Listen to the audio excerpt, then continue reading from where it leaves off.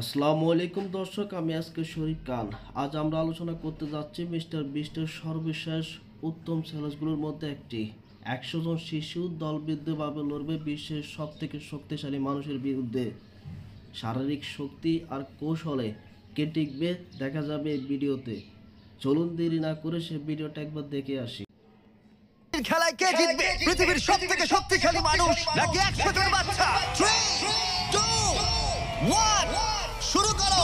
আর এটা তোমাদের দেখা সবথেকে দুর্দান্ত কম্পিটিশনগুলোর মধ্যে একটা হতে চলেছে। আমরা পৃথিবীর দ্রুততম জেট প্যাকের সাথে রেস করব। একজন ওয়ার্ল্ড রেকর্ড হাই জাম্পারের সাথে ডাঙ্কিং কন্টেস্ট হবে। পৃথিবীর সেরা ফুটবল প্লেয়ার কম্পিট করবে সেলিব্রিটিদের বিরুদ্ধে।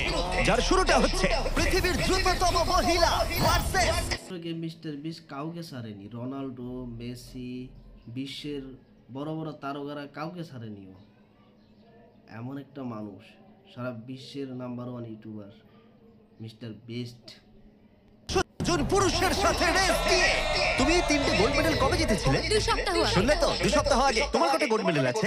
0 চাচা, যদি তোমাদের মনে হয় ওকে হারাতে পারবে, আমরা হারবো না। খুব সহজ হবে। চলো ভাই, একটা কথা বলো, তোমার কি মনে হয় ওদেরকে হারাতে পারবে? হ্যাঁ। ঠিক আছে।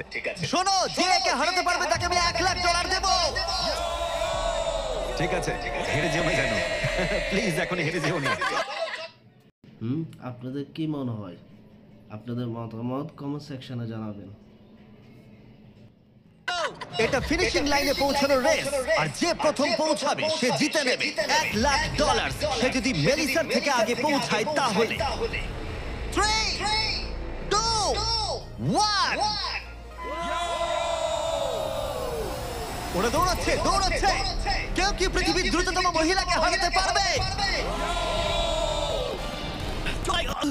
ও এগিয়ে যাচ্ছে, ও এগিয়ে গেছে, ও এগিয়ে গেছে, আরে ও এগিয়ে গেছে। ও হাড্ডাহাড্ডি লড়াই। মেলিসা এখন এগিয়ে আছে। দাঁড়াও, 35 ওকে টপকে যাচ্ছে। মেলিসা স্পিড বাড়াচ্ছে, আরো জোরে দৌড়চ্ছে। ও মাই গড, শুধু দেখো একবার। Oh Melissa first. ও মাই গড, তুমি জিতে গেছো। আরে তুমি জিতে গেছো। 35, তুমি কিন্তু ওর থেকে বেশি দূরে ছিলে না। খুব ভালো, আমি তোমাকে দেখেছি, ভালো দৌড়েছো। তুমি কি ট্র্যাকে দৌড়াও? ও দারুণ। ও তোমার তো দৌড়ানো উচিত। পৃথিবীর দ্রুততম মহিলা এখানেও সবার থেকে দ্রুতই। চলো পরের ইভেন্টে যাওয়া যাক। এর পরের চ্যালেঞ্জে রয়েছে স্মার্টেস্ট, গ্রেটেস্ট, পৃথিবীর number 1 jet ski racer DJ Khalid. ঠিক বলেছো, মায়ামি জোন 305। আমি তৈরি, কে প্রতিদ্বন্দ্বী ভাবতে রাজি নই। আচ্ছা, আমি সমুদ্রের রাজা। মানে তুমি আর এটা জেনে রাখো, আমি এই খেলায় জিতবো। কিন্তু তুমি এমন একজনের সাথে রেস করবে যে জেট স্কি চালাবে না। তুমি দেখতেই পাবে। তুমি টেক অফ করতে পারো। Take off. একটু ওদিকটা তাকাও। তোমার প্রতিদ্বন্দ্বী হলো এই পৃথিবীর নাম্বার 1 জেট স্যুট রেসার। আমি জানি না জিনিসটা কি। আমিও জানি না, কিন্তু এই জেট স্যুট পরে সত্যিই রেস হয়। আর এই মানুষটা এক্ষেত্রে সত্যিই পৃথিবীর সেরা। এটাতে কোনো ট্রফি আছে বা অন্য কিছু? হ্যাঁ, যে জিতবে একটা বড় ট্রফি পাবে। ওকে, হ্যাঁ, ঠিক আছে, ওটা ঠিক আমারই আছে। হবে। শুনছো, কেউ একটা ট্রফি নিয়ে আসতে পারবে এই রেসটা শেষ হয়ে যাবার আগে? চ্যালেঞ্জটা খুবই সহজ। ডিজে খালিদ থাকবে একটা জেট স্কির ওপরে, যখন ঈসা থাকবে আকাশে। আর যে এই কোর্সের একটা ল্যাব প্রথমে কমপ্লিট করতে পারবে সে জিতে যাবে। তাহলে তোমরা দুজন কি তৈরি? 3, 2, ও আমাকে হারাতে পারবে না। 1 শুরু করো। যাও যাও। ওরা বেরিয়ে পড়েছে। ঠিক আছে, ডিজে খালিদ এখন লিড করছে, কিন্তু ইসাও ঠিক পিছনেই আছে। ও ধরে ফেলবে। ওরা এখন প্রথম কর্নারটা ক্রস করছে। ও ওকে ধরে ফেলবে, ও খুব কাছেই আছে। ইসা সোজা পথে খুবই জোরে যাচ্ছে। ও না, ও এগিয়ে গেছে। ও খালিদকে পেরিয়ে গেল। চলো খালিদ, পারবে। কিন্তু এখনো শেষ হয়নি। ও কিন্তু এখনো জিততে পারে চাইলেই। এই টার্নগুলোতে জেট স্কি অনেকটাই জোরে যেতে পারে। খালিদের এখনো সুযোগ রয়েছে। চলো যাও খালিদ, আরো জোরে। আর কয়েকটা টার্ন বাকি আছে। পৃথিবীর সেরা হবার এটাই কিন্তু শেষ সুযোগ।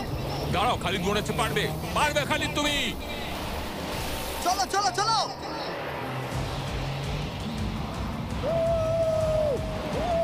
তুমি করছোটা কি? খালিদ তুমি পারবে। রেস এখনো চলছে, কিন্তু খালিদ সেলিব্রেট করছে।